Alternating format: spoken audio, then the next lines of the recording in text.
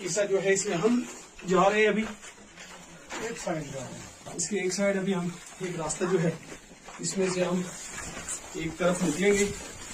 ये बड़ा अपने आप में एक सही रास्ता है बीच में, बड़ा एडवेंचरस जो है ये आज हमने जर्नी किया और ये बड़ा खूबसूरत मंजर है केव का।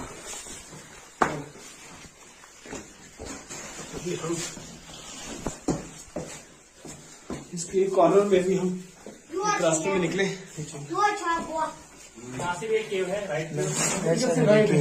यहाँ से एक राइट साइड अंदर ये केव जाती है।